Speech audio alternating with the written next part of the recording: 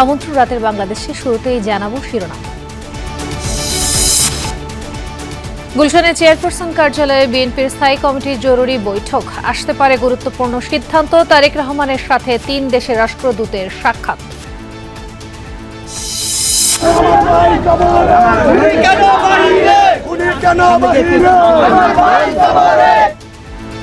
স্বেচ্ছাসেবক দলনেতা মুসাব্বির হত্যাকারীরা গ্রেফতার না হওয়ায় বিক্ষোভ। একের পর এক বিএনপি নেতাকর্মী খুনে মির্জা ফখরুলের উদ্বেগ। আমাদের দলের অনেক কয়েকজন নেতাকে হত্যা করা হয়েছে, খুন করা হয়েছে। আমরা এটা তীব্র নিন্দা জানিয়েছি, ক্ষোভ জানিয়েছি। শেষ হলো প্রার্থিতা ফিরে পাওয়ার আপিল। 5 দিনে এসিতে জমা পড়েছে 645টি আবেদন। কাল থেকে নিষ্পত্তি। ধর্মঘট প্রত্যাহারের পরও সংকট কাটেনি সিলিন্ডার গ্যাসের। ডিস্ট্রিবিউটরদের কারসাজিতে দাম প্রায় দ্বিগুণ। লাইনের গ্যাসও নেই অনেক জায়গায়। পশ্চিমবঙ্গ পুলিশ অস্বীকার করলেও কলকাতাতেই অবস্থান হাদি হত্যার পরিকল্পনাকারী বাপ্পির। আওয়ামী লীগের কয়েকজন নেতার সাথে আত্মগোপনে এই যুবলীগ নেতা। তামিমকে নিয়ে কটূক্তি করায় বিসিবি পরিচালক নাজমুলকে ক্ষমা চাইতে বলল ক্রিকেটারদের সংগঠন কোয়াব। আইপিএল ইস্যুতে মুস্তাফিজকে সহযোগিতার ইচ্ছা প্রকাশ। এছাড়াও রাতের বাংলাদেশে থাকছে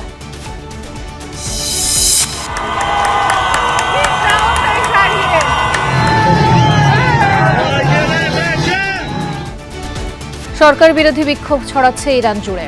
12 দিনে 45 জনের প্রাণহানি। নমরুদের মতো পতন হবে ট্রাম্পের, হুমকি খামেনির।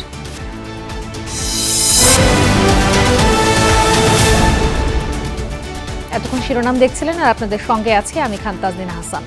বিএনপির ভারপ্রাপ্ত চেয়ারম্যান তারেক রহমানের সভাপতিত্বে জরুরি বৈঠকে বসেছে দলটির সর্বোচ্চ নীতি নির্ধারণী ফোরাম স্থায়ী কমিটি। রাত 9:30টায় গুলশানে বিএনপি চেয়ারপারসনের রাজনৈতিক কার্যালয়ে বৈঠকটি শুরু হয়। তারেক রহমান ছাড়াও বৈঠকে উপস্থিত আছেন বিএনপির মহাসচিব মির্জা ফখরুল ইসলাম আলমগীর সহ অন্য শীর্ষ নেতারা। বৈঠকে দলের শীর্ষে পদে তারেক রহমানের দায়িত্ব গ্রহণের বিষয়ে আলোচনা হতে পারে বলে জানিয়েছে দলটি। গত 30 ডিসেম্বর বেগম খালেদা জিয়ার মৃত্যুতে এই পদটি শূন্য হয়।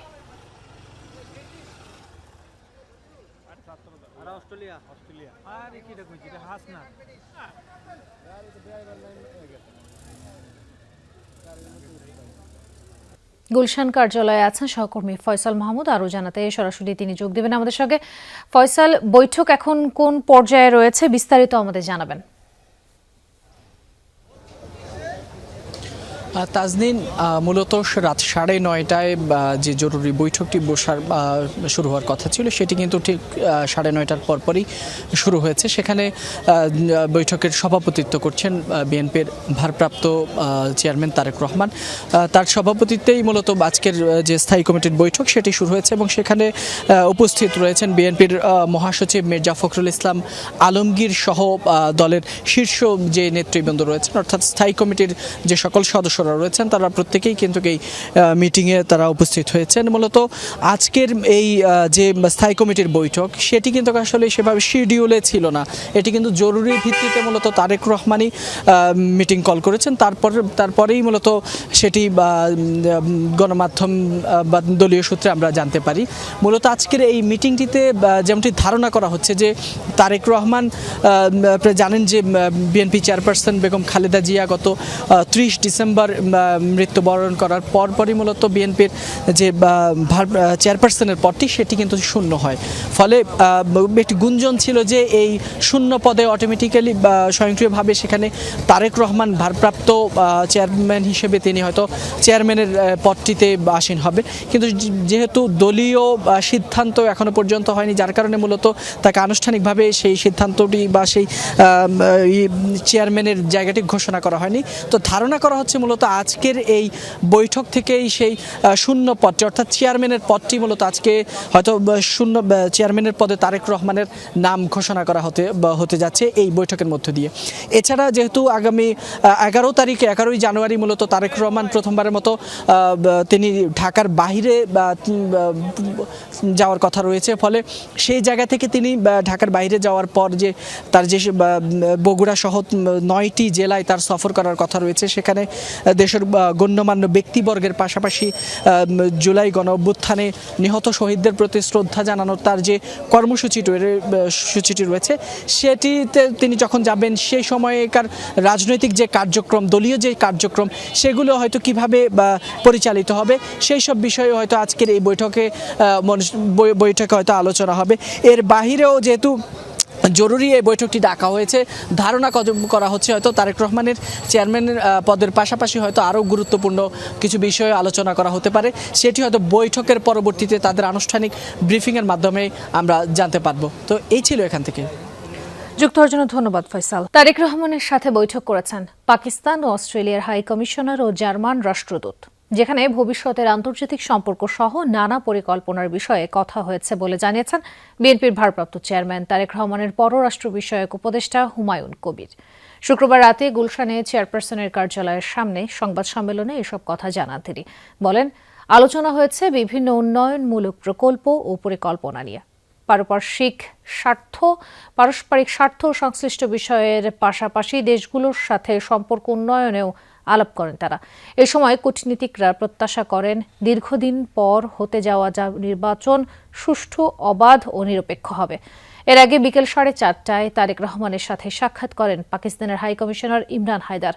সন্ধ্যা 6টায় সাক্ষাৎ করেন জার্মান রাষ্ট্রদূত ডক্টর রুডিগার লোৎস আর অস্ট্রেলিয়ার হাই কমিশনার সুজান রয়েল। সাক্ষাৎ করেন রাত 7টায়।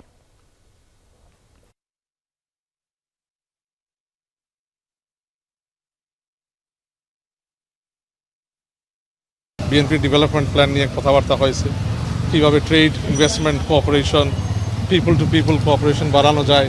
তো এইগুলো নিয়েই আলাপ হয়েছে। আগামীতে বিএনপি সরকার গঠন করলে বিএনপির ভারপ্রাপ্ত চেয়ারম্যান তারেক রহমান সাহেবের নেতৃত্বে মানে কোন ধরনের পদক্ষেপগুলো নিবে বাংলাদেশের ইকোনমিকে ইমপ্রুভ করার জন্য, কিভাবে তার আন্তর্জাতিক নীতি নির্ধারণী, পররাষ্ট্র নীতি নির্ধারণ করবে। তো এইগুলো নিয়ে এক্সচেঞ্জ এবং একটা কুশল বিনিময় হয়েছে। স্বেচ্ছাসেবক দলের নেতা মুসাব্বিরকে গুলি ছুঁড়ে হত্যার 2 দিন পেরিয়ে গেল, গ্রেফতার হয়নি কেউ। নাম পরিচয় মেলেনি শনাক্ত হওয়া 2 শুটারের। তবে পুলিশ বলছে নতুন সিসিটিভি ফুটেজ হাতে এসেছে, যেখানে খুনিদের চেহারা আরও স্পষ্ট। পুলিশ, র্যাব সহ গোয়েন্দাদের একাধিক টিম কাজ করছে। এদিকে মুসাব্বির হত্যায় এখনও কোনো আসামি গ্রেফতার না হওয়ায় রাজধানীতে বিক্ষোভ মিছিল করেছে স্বেচ্ছাসেবক দলের নেতাকর্মীরা। 7 জানুয়ারি রাত 8:12। সিসি ক্যামেরার এই ফুটেজে দেখা যায় তেস্তুরি বাজার এলাকার আহসানুল্লাহ গলিতে ছদ্মবেশে ওত পেতেছিল সন্ত্রাসীরা। সুযোগ পেয়েই গুলি ছুড়ে স্বেচ্ছাসেবক দলের নেতা মোসাব্বিরকে। এরপর 2 আততায়ী এভাবেই গলি ধরে পালিয়ে যায় কারওয়ান বাজারের দিকে। ঘটনার 2 দিন পেরিয়ে গেলেও কারা কেন হত্যা করল মোসাব্বিরকে মেলেনি সেই প্রশ্নের উত্তর। এখন পর্যন্ত সিসি ক্যামেরার ফুটেজে 2 জন আততায়ীকে শনাক্ত করা গেলেও নাম পরিচয় মেলেনি। নতুন সিসি ফুটেজ দেখে চলছে চুলচেরা বিশ্লেষণ। গতকালকে আরও বেশ কিছু ফুটেজ পেয়েছি, যেগুলোতে মোটামুটি ভালোভাবেই বোঝা যায় যে সাসপেক্টের ফেসটা ভালোভাবে বোঝা যায়। তো আমরা চেষ্টা করতেছি এখনো যে ওই সাসপেক্টের ভিডিও ফুটেজ অ্যানালাইসিস করে সাসপেক্টকে আইডেন্টিফাইড করার চেষ্টা করতেছে। পুলিশ বলছে পূর্বশত্রুতা, রাজনৈতিক দ্বন্দ্ব, কারওয়ান বাজার কেন্দ্রিক চাঁদাবাজি সব বিষয় বিবেচনায় নিয়ে তদন্ত এগোচ্ছে। হত্যাকারীদের ধরতে পুলিশ, র্যাবের পাশাপাশি গোয়েন্দাদের একাধিক টিম সক্রিয়। চতুর্দিকে একেবারে 360 ডিগ্রি অ্যাঙ্গেলে আমরা এটা ইনভেস্টিগেট করতেছি যে মোটিভটা কি, বাট ওই এখনো কোন দিক দিয়ে এটা কি কারণে এটা হত্যাকাণ্ডটি সংঘটিত হয়েছে এটা আমরা ডিসক্লোজ করি নাই এখনো। তাছাড়া মোসাব্বিরকে গুলি ছোড়ার পর তার মোবাইলটিও নিয়ে গেছে খুনিরা। পুলিশের দাবি এই বিষয়টিও খতিয়ে দেখা হচ্ছে। এদিকে বাদ জুমা মোসাব্বির হত্যার প্রতিবাদে বিক্ষোভ হয়েছে রাজধানীতে। বসুন্ধরা সিটির পেছন থেকে শুরু হওয়া বিক্ষোভ মিছিলটি ফার্মগেট হয়ে তেজগাঁও থানার সামনে যায়। সেখানে থানা ঘেরাও করেন স্বেচ্ছাসেবক দলের নেতাকর্মীরা। দ্রুত খুনিরা গ্রেফতার না হলে আরো কঠোর আন্দোলনের হুঁশিয়ারিও দেন তারা। বিভিন্ন রাজনৈতিক ব্যক্তিবর্গ মুসাব্বির ভাই বিষয়ে তাচ্ছিল্য কথা বলেছে। এভাবে খুন হচ্ছে কেন দিনের পর দিন? হাদি গেছে, কয় হাদিকে তারা মারবে?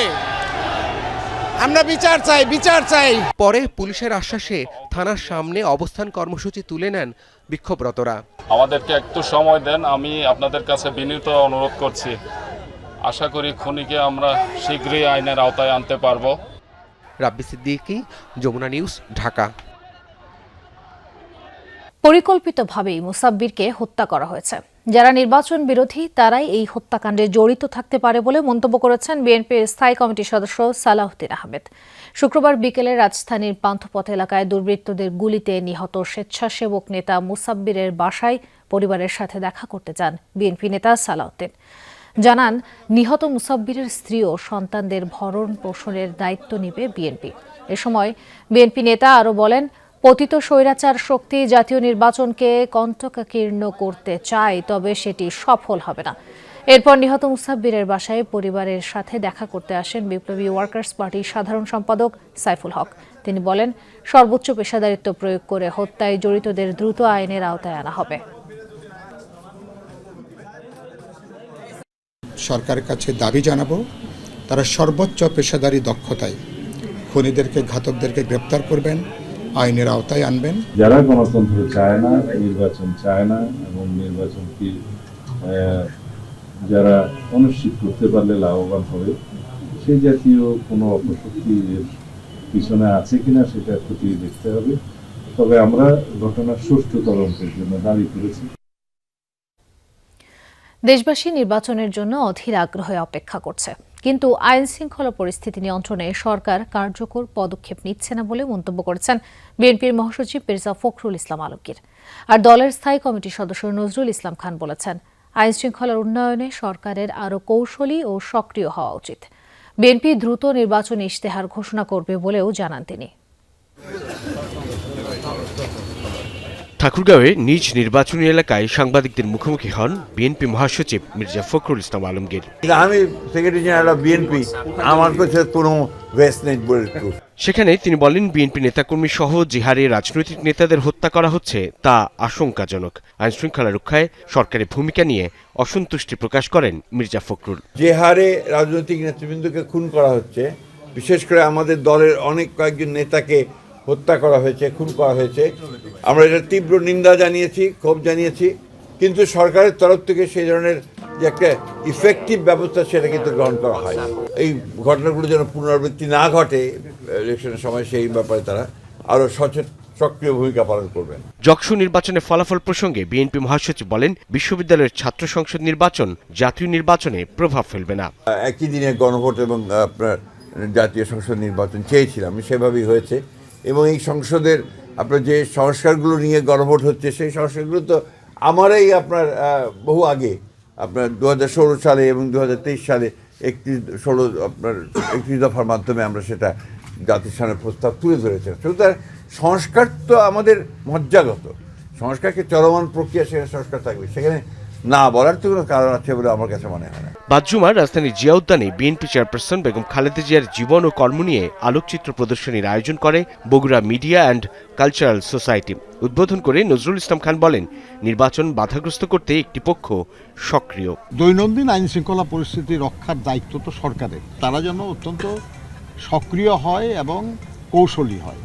মনে রাখতে হবে আর কি, যে যারা নির্বাচনটা এই সময় হোক চায় না, কিংবা যারা নির্বাচনের মাধ্যমে দেশে গণতন্ত্র উত্তরণ ঘটুক এটা চায় না, কিংবা যারা বাংলাদেশেরই একটা স্থিতিশীলতার বিপক্ষে, তারা তো সবাই চেষ্টা করবেই তারা আর কি, যে নানান রকমের ঘটনা ঘটিয়ে একটা অস্থিতিশীল অবস্থা সৃষ্টি করা। দলীয় সিদ্ধান্তের প্রতি শ্রদ্ধাশীল থেকে বিদ্রোহী প্রার্থীরা সরে দাঁড়াবেন বলেও আশা করেন বিএনপির নির্বাচন পরিচালনা কমিটির চেয়ারম্যান নজরুল ইসলাম খান। আমরা আশা করছি যে তারা প্রত্যাহার করবেন, অনেকেই অলরেডি প্রত্যাহার করার কথা জানিয়েছেন আমাদেরকে। সাইফুদ্দিন রবিন, যমুনা নিউজ, ঢাকা। ইসিতে 5 দিনব্যাপী কার্যক্রম শেষে মোট আপিলের সংখ্যা দাঁড়িয়েছে 645। শুক্রবার শেষ দিনে ছিল প্রার্থীদের আপিলের হিড়িক। কুমিল্লা অঞ্চলে মনোনয়নপত্র গ্রহণের বিরুদ্ধে একাধিক আপিল জমা পড়েছে। এদিন আব্দুল আওয়াল মিন্টু ও হাসনাত আবদুল্লাহর প্রার্থিতা বাতিলের আপিল হয়েছে। প্রার্থীদের অনেকে অবাধ ও সুষ্ঠু নির্বাচন আয়োজনে ইসির সদিচ্ছা নিয়ে প্রশ্ন তুলেছেন। আপত্তি আছে মনোনয়নপত্র বৈধ ঘোষিত হওয়ার বিদ্যমান কয়েকটি বিধান নিয়েও। রিটার্নিং অফিসারের সিদ্ধান্তের বিরুদ্ধে সংক্ষুব্ধ ব্যক্তিদের নির্বাচন কমিশনে আপিলের শেষ দিনটি ছিল সকাল থেকেই কর্মব্যস্ততায় ভরা। আবেদনকারীদের আনাগোনা ছিল চোখে পড়ার মতো। 10টি অঞ্চলভিত্তিক বুথে প্রার্থিতা ফিরে পেতে আবেদনকারীদের মাঝে দেখা যায় মিশ্র প্রতিক্রিয়া। ছোটখাটো ইসলামী দলগুলোর প্রতি আমি দেখলাম যে জেলা রিটার্নিং কর্মকর্তাগুলোর যারা আছেন তাদের প্রতি কোনো দৃষ্টি নাই। রিটার্নিং অফিসার থেকে শুরু করে সবাই আমাদের সাথে পক্ষপাতিত্ব করছে। ছোট ছোট দলদেরকে মনে হচ্ছে বেশি ঘায়ল করতেছে তারা। ভুল সংশোধনের সুযোগ থাকায় সন্তুষ্ট অনেকে, তবে অধিকাংশ আবেদনকারী হয়রানির অভিযোগ করেন। মেহনতি মানুষের কথা বলি, তাদেরকে ওনাদের গায়ে খুব আর কি অ্যালার্জির মতো লাগে। আর ওই বড় লোকদের সুবিধা আর গরিব মানুষের বা সাধারণ লোকের পক্ষে পক্ষপাতিত্ব করা। স্বতন্ত্র প্রার্থীদের 1% ভোটারের সমর্থনের বিধান নিয়েও ক্ষুব্ধ কেউ কেউ। অবশ্যই ঋণ খেলাপিদের বিষয়গুলোকে একবারে কঠিনভাবে দেখতে হবে। ছোট দলগুলোকে গুরুত্ব কম দিচ্ছে, ছোটখাটো সাধারণ ভুলকেই তারা প্রাধান্য দিয়ে বাদ করে দিচ্ছে। প্রার্থিতা বাতিলে আপিল করেন অনেক আবেদনকারী। হলফনামায় মামলার তথ্য গোপন, দ্বৈত নাগরিকত্ব থাকার অভিযোগে বিএনপি প্রার্থী আব্দুল আওয়াল মিন্টুর প্রার্থিতা বাতিল চেয়ে আপিল করেন জামাতের প্রার্থী। পাল্টাপাল্টি প্রার্থিতা বাতিলের আপিল করেছেন এনসিপির হাসনাত আব্দুল্লাহ ও বিএনপির মঞ্জুরুল হাসান মুন্সি। হাসনাত আব্দুল্লাহর বিরুদ্ধে আপিল হয়েছে, আবার হাসনাত আব্দুল্লাহর যে উনিও আবার হাসনাত আব্দুল্লাহর বিরুদ্ধে আপিল করেছেন মুন্সি সাহেব। আর ফেনী 3 আসনে শুধু কেবল আব্দুল আওয়াল মিন্টুর বিরুদ্ধে আপিল হয়েছে। বিকেলে নির্বাচন কমিশনের সিনিয়র সচিব আখতার আহমেদের সাথে দেখা করতে আসেন ভারপ্রাপ্ত অ্যাটর্নি জেনারেল। আজও অনেক প্রার্থী ছিলেন যারা মনোনয়নপত্র জমা দিতে পারেননি, তারাও আসেন ইসিতে। সন্ধ্যাতেও আবেদনকারীদের পদচারণায় মুখর নির্বাচন ভবন প্রাঙ্গণ। স্বতন্ত্র প্রার্থী আশরাফুল আলমের কথা বলা হয়েছে যে 1%-এ তার একটা ভোট মিসিং আছে। এই স্বতন্ত্র প্রার্থীর আরও কিছু ত্রুটি আছে। সে ফ্যাসিস্টের অর্থাৎ নিষিদ্ধ সংগঠনের সঙ্গে তার জড়িত আছে, তিনি পদধারী এবং সেটা তিনি গোপন করেছেন হলফনামায়। আমরা কোনো টাকা নিয়ে মাঠে নামি নেই, আমরা এই যে সাধারণভাবে এসেছি, আজকে জমা দিয়ে যাব ইনশাল্লাহ। আমি মনে করি যে আপিলে আমার প্রার্থীটা ফিরিয়ে দেওয়া হবে। 723টি মনোনয়নপত্র অবৈধ ঘোষিত হলেও 5 দিনে আপিলের সর্বমোট সংখ্যা গিয়ে দাঁড়ায় 640-এর কিছু বেশি। শেষ হলো নির্বাচন কমিশনে 5 দিনব্যাপী আপিল আবেদন গ্রহণ কার্যক্রম। এরপরেই শুনানি। 9 দিনব্যাপী কার্যক্রমে দৈনিক 70টি করে আপিলের শুনানি হবে। আর এরপরেই সেই শুনানি নিষ্পত্তি শেষে প্রকাশ করা হবে চূড়ান্ত প্রার্থী তালিকা। আর সেই প্রার্থীরাই ত্রয়োদশ জাতীয় সংসদ নির্বাচনে প্রতিদ্বন্দ্বিতা করবেন। তানফির মৌসুম, যমুনা নিউজ, ঢাকা। ইনকিলাব মঞ্চের মুখপাত্র ওসমান হাদি হত্যা পরিকল্পনাকারী যুবলীগ নেতা ও সাবেক ওয়ার্ড কাউন্সিলর তাইজুল ইসলাম চৌধুরী বাপ্পি কলকাতাতেই অবস্থান করছেন। কলকাতার রাজারহাট এলাকায় লুকিয়ে আছেন তিনি, তবে কলকাতার স্থানীয় পুলিশ প্রশাসন সেটা অস্বীকার করে আসছে। যমুনা টেলিভিশনের কলকাতা প্রতিনিধি সরেজমিনে গিয়ে এই তথ্য নিশ্চিত হয়েছেন। তাইজুলের সঙ্গে বাংলাদেশ থেকে পালিয়ে যাওয়া আওয়ামী লীগের আরও 4-5 জন নেতাকর্মীও আছেন। ইনকিলাব মঞ্চের নেতা শরীফ ওসমান হাদিকে গুলি করা হয় গেল বছরের 12 ডিসেম্বর। সপ্তাহখানেক মৃত্যুর সাথে পাঞ্জালরে 18 তারিখ মারা যান তিনি। হত্যায় প্রায় মাস হতে চললেও ধরাছোঁয়ার বাইরে মূল অভিযুক্তরা। 17 জনকে অভিযুক্ত করে ডিবি এরই মধ্যে চার্জশিট দিয়েছে। সেখানে হত্যার পরিকল্পনাকারী হিসেবে উঠে আসে মিরপুরের সাবেক ওয়ার্ড কাউন্সিলর তাইজুলের নাম। তিনি ঢাকা মহানগর উত্তর যুবলীগের সাংগঠনিক সম্পাদকও। বাংলাদেশ পুলিশের দাবি, হাদি হত্যার মূল পরিকল্পনাকারীরা লুকিয়ে আছেন কলকাতাতেই। তবে কলকাতা পুলিশের দাবি, এমন কোনো তথ্য নেই তাদের কাছে। যমুনা টেলিভিশনের কলকাতা প্রতিনিধির অনুসন্ধানে দেখা যায়, সেখানকার রাজারহাট ওয়েস্ট বেড়াবাড়ি মেঠোপাড়া এলাকার ঝনঝন গলিপাড়ার একটি ফ্ল্যাটে আত্মগোপনে আছেন তাইজুল ওরফে বাপ্পি। তার সঙ্গে আছেন আওয়ামী লীগেরই আরও 4 থেকে 5 জন নেতাকর্মী, যাদের প্রত্যেকের বিরুদ্ধেই বাংলাদেশে মামলা রয়েছে। জানা গেছে, কলকাতার ওই এলাকায় বাংলাদেশ পুলিশের সদস্য পরিচয় দিয়ে আত্মগোপনে তাইজুল। 1 বছরেরও বেশি সময় ধরে এই ঠিকানায় অবস্থান করছেন তারা। কলকাতা প্রতিনিধি ওই ফ্ল্যাটে গেলে গা ঢাকা দেয় তাইজুল। একই ফ্ল্যাটে থাকা ঢাকার শেরেবাংলা থানা এলাকার মফিকুর রহমান উজ্জ্বল ও মোহাম্মদ সাজিবুল ইসলাম জানান, তাইজুল এই মুহূর্তে ফ্ল্যাটে নেই।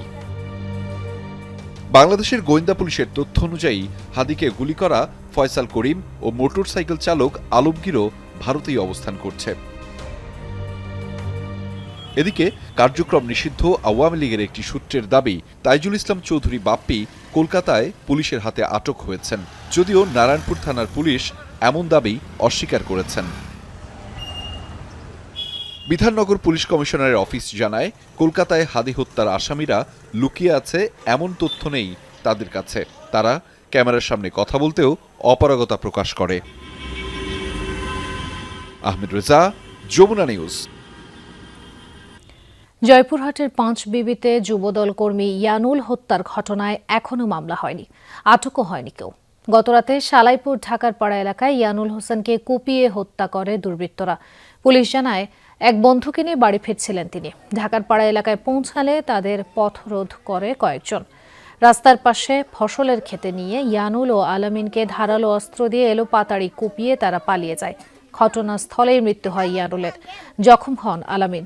স্বজনরা জানায়, গত 14 ডিসেম্বর ওয়াজ মাহফিলের টাকা জমা রাখাকে কেন্দ্র করে যুবদল কর্মী ইয়ানুলের সাথে দামপাড়া এলাকার স্বেচ্ছাসেবক লীগের সদস্য মইনুল ইসলাম ও তার লোকজনের মারামারি হয়। এ নিয়ে থানায় মামলাও হয়। সেই ঘটনার জের ধরেই এই হত্যাকাণ্ড, অভিযোগ স্বজনদের।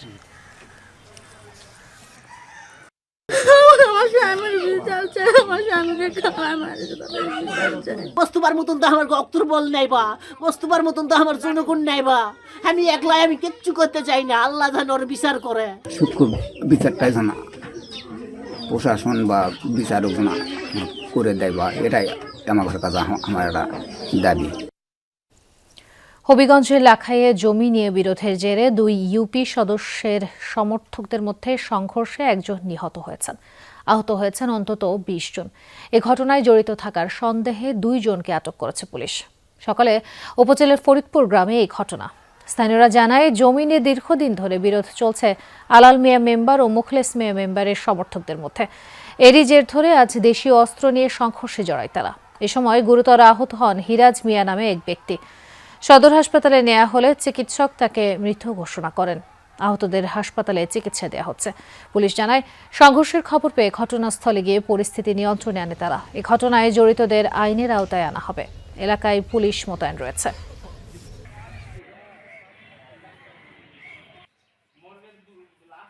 একদিকে এলপি গ্যাসের সংকট, অন্যদিকে সেই সংকটকে পুঁজি করে কিছুদিন ধরেই বাড়তি দামে বিক্রির অভিযোগ। চড়া দামে গ্যাস কিনে বিপাকে পড়ছে সাধারণ মানুষ। গতকাল গ্যাস ব্যবসায়ীরা ধর্মঘট তুলে নিলেও স্বাভাবিক হয়নি সরবরাহ। যমুনা টেলিভিশন খুঁজে বের করছে, অতি সংকট নাকি অতি মুনাফা? কেন বাড়তি দাম রাখছেন ডিস্ট্রিবিউটররা? এদিকে রাজধানীতে লাইনের গ্যাসের সংকটও পৌঁছেছে চরমে। বিস্তারিত মশিউর অনিকের প্রতিবেদনে, ক্যামেরায় ছিলেন নাহিদ হোসেন। বেশ কয়েকদিন ধরে রাজধানী সহ সারা দেশে গ্যাসের সংকট।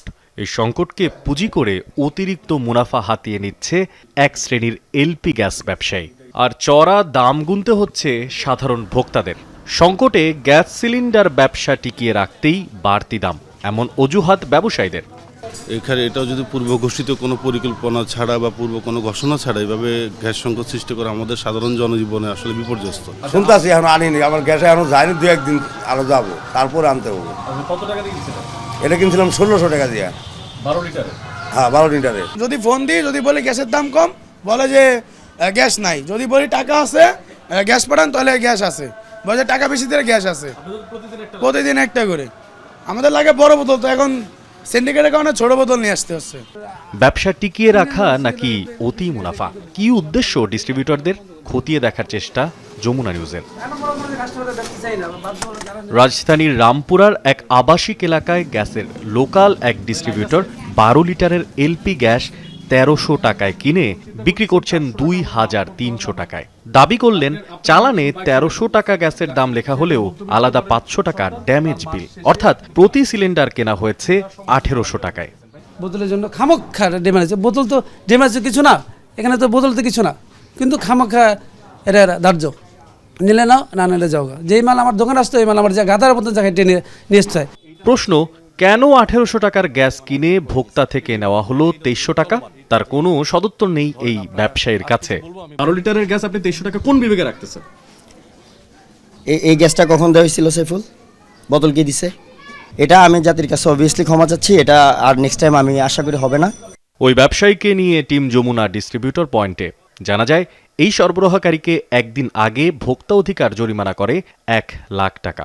এরপর সরকারের বেঁধে দেওয়া দামের থেকেও 7 টাকা কমে সিলিন্ডার বিক্রি করেন তিনি।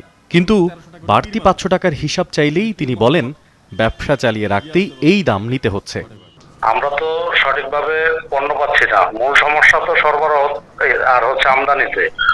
যদি আমদানি ঠিক মতো না হয় তাহলে তো আমরা পর্যাপ্ত গ্যাস পাচ্ছি না। আপনি সঠিক তথ্যটা গোড়া থেকে ঘেটে আসেন, তাহলে আপনি বুঝতে পারবেন। আপনার একটা সিলিন্ডার এখন ওমেরা সিলিন্ডার আপনি একটা আপনি কই আছেন? আসেন না, আপনি শোরুমে আসেন না। স্বাভাবিক সময়ে সরকারি বেঁধে দেওয়া দামে বিক্রি করে সিলিন্ডার প্রতি আয় হয় 50 থেকে 55 টাকা। প্রতিদিন বিক্রি আনুমানিক 200 সিলিন্ডার, সেই হিসাবে দৈনিক আয় 11,000 টাকা। এই সংকটে তিনি দৈনিক সিলিন্ডার বিক্রি করেন 50টি, কিন্তু লাভ প্রতিটিতে 450 টাকা পর্যন্ত, যা দৈনিক 22,500, অর্থাৎ স্বাভাবিকের চেয়ে গ্যাস সংকটের সময় প্রতিদিনে লাভ দ্বিগুণেরও বেশি। 12 কেজি এলপি গ্যাসের দাম রাখা হয়েছে সরকার নির্ধারিত দাম 1300 টাকার আশেপাশে, কিন্তু বিভিন্ন জায়গায় বেশ কিছুদিন যাবৎ আমরা দেখছিলাম 2200 থেকে 2300 টাকা পর্যন্ত বিক্রি করা হয়েছে গ্যাসের দাম। কোম্পানির ডিস্ট্রিবিউটরদের অফিসে এসে, গোডাউনে এসে যেটা দেখতে পেরেছি, এখন এসে তারা সেই 1300 টাকার মূল্য নির্ধারণ লিখে তার পাশে বোতল ড্যামারেজ নামের একটা অঙ্ক তুলে দিয়েছে 500 টাকা, অর্থাৎ 1800 টাকায় এখনও বিক্রি হচ্ছে সিলিন্ডার গ্যাসের দাম। তদারকি করার যারা দায়িত্ব তারাও এসে বিভ্রান্তির শিকার হচ্ছেন এই বোতল ড্যামারেজের অঙ্ক দেখে, যেটি একদমই প্রতারক চক্রের একটা প্রতারণা। এদিকে রাজধানীর বিভিন্ন এলাকায় লাইনের গ্যাস সংকটও চরমে। কয়েকদিন ধরেই মোটেই গ্যাস সরবরাহ নেই এমন জায়গাও আছে। সারাদিন থাকেই না, 12টা 1টা পর্যন্ত তো একদম থাকে না, এরপর একটু সামান্য বাড়ে, ওইটাতে কোনো রকম রান্না বান্না হয়। সকালবেলা অফিসে যাইতে কষ্ট হয়ে যায়, রাইতে বাদ করতে পারে না, কষ্ট হয়ে যায়। তবে দীর্ঘদিন যাবত সমস্যাটা ইদানিং একটু বেশি বাড়তেছে। অপেক্ষা করতে করতে রাত 1টা 2টা বেজে গেছে। তারপর কি করতে হয়েছে যে একটু বাইরে থেকে বিরিয়ানি নিয়ে এসে আমরা খেয়ে ঘুমায় পড়ছি। কারসাজি ও অতি মুনাফার জন্য যারা গ্যাসের কৃত্রিম সংকট তৈরি করে তাদের আইনের আওতায় আনার দাবি ভোক্তাদের। Mashiur Anik, Jamuna news, Dhaka. BNP chairman হিসেবে দায়িত্ব নিয়েছেন তারেক রহমান। স্থায়ী কমিটির বৈঠকের পর এ বিষয়ে ব্রিফ হচ্ছে। আমরা সরাসরি চলে যাচ্ছি গুলশানে। প্রিয় সাংবাদিক বন্ধুগণ, এর পরের যে সিদ্ধান্ত আমরা নিয়েছি, এই সিদ্ধান্তটি হচ্ছে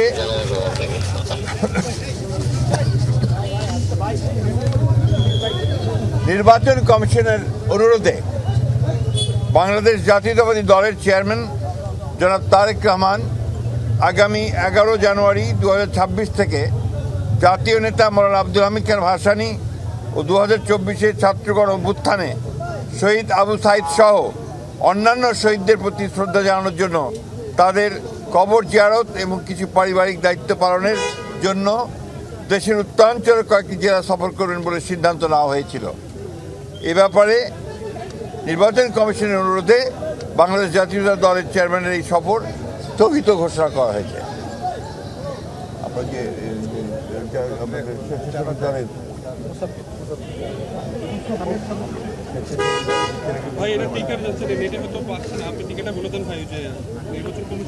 আপনারা ইতিমধ্যেই এই খবরটা সবাই জানেন। প্লিজ ভাই, প্লিজ, আপনারা সবাই খবরটা খুব ভালো করে জানেন যে দেশের যে নির্বাচন আগামী ফেব্রুয়ারি মাসের 12 থেকে অনুষ্ঠিত হতে যাচ্ছে, সেই নির্বাচনকে বিভিন্নভাবে প্রশ্নবিদ্ধ করার জন্য, বানচাল করার জন্য একটা মহল বিভিন্নভাবে চক্রান্ত করছে। তারা ইতিমধ্যেই আপনি জানেন যে উসমান হাদিকে গুলি করে হত্যা করা হয়েছে। একইভাবে বিভিন্ন জায়গায় রাজনৈতিক দলের নেতৃত্বকে, বিশেষ করে বিএনপির অনেক কয়েকজন নেতৃবৃন্দকে গুলি করা হয়েছে এবং তারা শহীদ হয়েছেন। এবং গত কয়েকদিন আগে স্বেচ্ছাসেবক দলের সাবেক সদস্য সচিব, দক্ষিণে না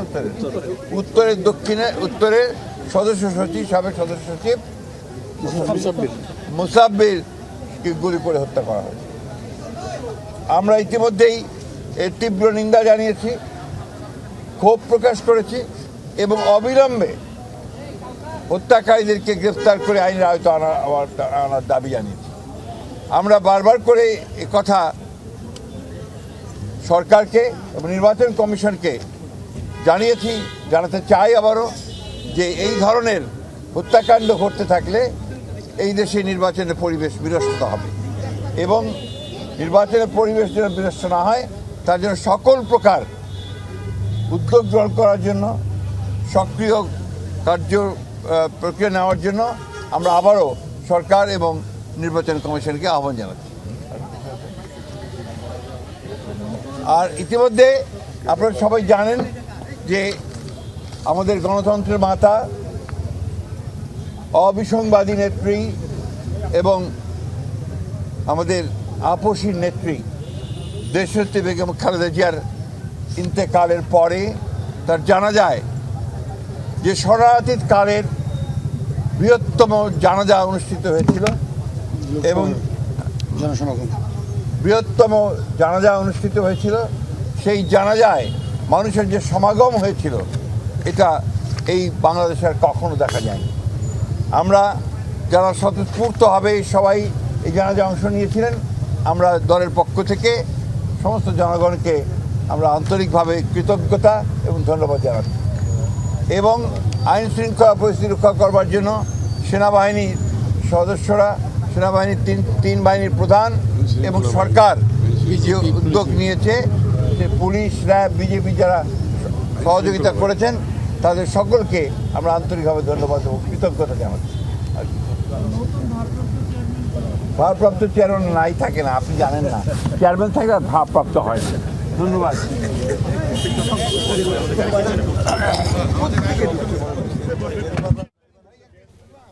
সরাসরি যুক্ত হয়েছিলাম গুলশানের বিএনপির কার্যালয়ে। তামিম ইকবালকে ভারতীয় দালাল বলে কটূক্তির পর প্রকাশ্যে ক্ষমা চাওয়ার পাশাপাশি সংশ্লিষ্ট পরিচালককে জবাবদিহিতায় আনার দাবি কোয়াবের। সংবাদ সম্মেলনে দেশের সাবেক অধিনায়ককে নিয়ে অপমানজনক মন্তব্যের জেরে ক্ষোভ প্রকাশ করে ক্রিকেটারদের সংগঠনটি। এর মধ্যে বিসিবি সভাপতির কাছে দেয়া হয়েছে প্রতিবাদলিপি, জানিয়েছেন সংগঠনটির সভাপতি মোহাম্মদ মিঠুন।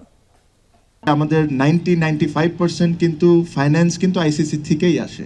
তো সব কিছু আপনি বিবেচনা করে যেটা বাংলাদেশ ক্রিকেটকে হেল্প হবে, আপনি এই সিদ্ধান্তটা নিতে হবে। বিশ্বকাপে বাংলাদেশের ভারতে যেতে না চাওয়ার সিদ্ধান্তের পর গণমাধ্যমের সামনে এমন মন্তব্য করেন তামিম ইকবাল। সেই জের ধরে ফেসবুকে নিজের ব্যক্তিগত আইডিতে পোস্ট দিয়ে দেশের সাবেক অধিনায়ককে ভারতীয় দালাল আখ্যা দেন বিসিবি পরিচালক নাজমুল ইসলাম। বিসিবির ফাইন্যান্স কমিটির চেয়ারম্যানের মন্তব্যের প্রতিবাদ জানিয়ে সামাজিক মাধ্যমে পোস্ট দেন তাসকিন আহমেদ, মমিনুল হক, তাইজুল ইসলাম, নাসুম আহমেদ সহ বেশ কিছু ক্রিকেটার। এরপর ক্রিকেটার্স ওয়েলফেয়ার অ্যাসোসিয়েশন কোয়াবের পক্ষ থেকে ডাকা হয় সংবাদ সম্মেলন। সেখানে সংশ্লিষ্ট বোর্ড পরিচালককে প্রকাশ্যে ক্ষমা চাওয়া সহ জবাবদিহিতার আওতায় আনার দাবি জানান কোয়াব সভাপতি মোহাম্মদ মিঠুন। আমরা এই মন্তব্যের তীব্র প্রতিবাদ জানাই। একজন দায়িত্বশীল বোর্ড পরিচালক যখন পাবলিক প্ল্যাটফর্মে এমন মন্তব্য করেন, তখন বোর্ড কর্মকর্তাদের আচরণবিধি নিয়ে আমাদের প্রশ্ন জাগে। বিসিবি সভাপতির কাছে এরই মধ্যে আমরা প্রতিবাদলিপি পাঠিয়েছি এবং সংশ্লিষ্ট বোর্ড পরিচালকের প্রকাশ্যে ক্ষমা চাওয়া সহ তাকে জবাবদিহিতার আওতায় আনার দাবি জানিয়েছি। আশা করি যত দ্রুত সম্ভব উপযুক্ত ব্যবস্থা নেবেন বিসিবি সভাপতি। প্রসঙ্গক্রমে মিঠুন জানান, নিরাপত্তা আগে, তবে বিশ্বকাপে অবশ্যই বাংলাদেশের খেলা উচিত। আলোচনা করার দায়িত্ব ক্রিকেট বোর্ডের। আমরা প্রথমে চাই যে প্লেয়ারদের সেফটি অ্যান্ড সিকিউরিটি ইনশিওর করতে, এবং এই দায়িত্বটা সম্পূর্ণ ক্রিকেট বোর্ডের। যে অবশ্যই বাংলাদেশ টিম কোথায় আমি চাই বাংলাদেশ টিম ওয়ার্ল্ড কাপ খেলুক। ওয়ার্ল্ড কাপ কেন খেলবে না? কারণ ক্রিকেটার ভাই এত বড় একটা ইভেন্ট কেন মিস করবে বাংলাদেশ ক্রিকেট প্লেয়াররা? তো এটা নেগোশিয়েট করার দায়িত্ব কিন্তু ক্রিকেট বোর্ডের। এদিকে মোস্তাফিজ ইস্যুতেও সরব ছিল ক্রিকেটারদের সংগঠনটি। সভাপতির ভাষ্য, পদক্ষেপ নিতে চাইলেও কাটার মাস্টারের চাওয়াতেই থেমে যায় কোয়াব। মোস্তাফিজ এই জিনিসটা নিয়ে, কারণ এটা দেখেন সম্পূর্ণ ওর ব্যক্তিগত ডিসিশন। যখন ও বলেছে ভাই এখন আপাতত থাক, যদি আমার প্রয়োজন হয় আমি জানাবো, সেই জন্যে আমরা এই জিনিসটা নিয়ে আর ফার্দার মুভ করি নাই। হাসান আল মারুফ, যমুনা স্পোর্টস, সিলেট। কুড়িগ্রাম সীমান্তে বিএসএফ এর নির্মাণাধীন সড়কের নির্মাণ কাজ আগামী 13 জানুয়ারি পর্যন্ত স্থগিত করা হয়েছে। লালমনিরহাট বিজিবি 15 ব্যাটালিয়নের অধিনায়ক জানান, ফুলবাড়ী উপজেলার খলিশাকোটাল সীমান্তে ভারতীয় সীমান্তরক্ষী বাহিনী বিএসএফ পাকা রাস্তা নির্মাণ চেষ্টা করায় বৃহস্পতিবার উত্তেজনা ছড়িয়ে পড়ে। এ ঘটনায় বর্ডার গার্ড বাংলাদেশ বিজিবি আপত্তি জানায়। শুক্রবার সকালে দুই দেশের সীমান্তরক্ষী বাহিনীর কোম্পানি কমান্ডার পর্যায়ে বৈঠক হয়। বৈঠকে 13 জানুয়ারি বিজিবি বিএসএফ ব্যাটালিয়ন অধিনায়ক পর্যায়ে বৈঠকের সিদ্ধান্ত হয়। বাংলাদেশের সংখ্যালঘুদের উপর হামলা হচ্ছে দাবি করে তা কঠোরভাবে মোকাবেলার আহ্বান জানিয়েছে ভারত। শুক্রবার এক সংবাদ সম্মেলনে এই আহ্বান জানান ভারতের পররাষ্ট্র মন্ত্রণালয়ের মুখপাত্র রণধীর জয়সওয়াল। বাংলাদেশে সংখ্যালঘু সম্প্রদায়ের উপর হামলা দ্রুত ও কঠোরভাবে মোকাবেলা করা প্রয়োজন। এসব ঘটনার সাথে ব্যক্তিগত বিরোধ ও রাজনৈতিক মতভেদ সহ বিভিন্ন কারণ রয়েছে। এতে সংখ্যালঘুদের মাঝে ভয় আর আতঙ্ক বৃদ্ধি পাচ্ছে। নমরুদ ফেরাউনের মতো শোচনীয়ভাবে পতন হবে মার্কিন প্রেসিডেন্ট ডোনাল্ড ট্রাম্পের, এমন হুঁশিয়ারি দিয়েছেন ইরানের সর্বোচ্চ ধর্মীয় নেতা আয়াতুল্লাহ আলী খামেনি।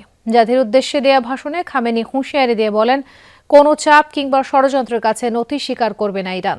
এদিকে ইরান জুড়ে ছড়িয়ে পড়েছে সরকার বিরোধী বিক্ষোভ। 31টি প্রদেশে রাস্তায় নেমেছে লাখো মানুষ।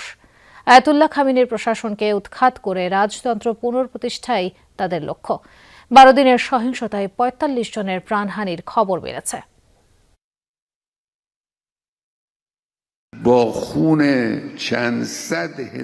ট্রাম্পের জেনে রাখা উচিত যে ফেরাউন, নমরুদ, রেজা শাহ পৃথিবীর অত্যাচারী শাসকরা তাদের অহংকারের জন্য ধ্বংস হয়ে গিয়েছে। ঠিক একইভাবে পতন হবে তারও। লাখ লাখ মানুষের রক্তের বিনিময়ে এই ইসলামী প্রজাতন্ত্র ক্ষমতায় এসেছে। কোনো নাশকতার মুখে নতি স্বীকার করব না আমরা। এই ছিল রাতের বাংলাদেশে। এতক্ষণ আমাদের সাথে থাকার জন্য ধন্যবাদ।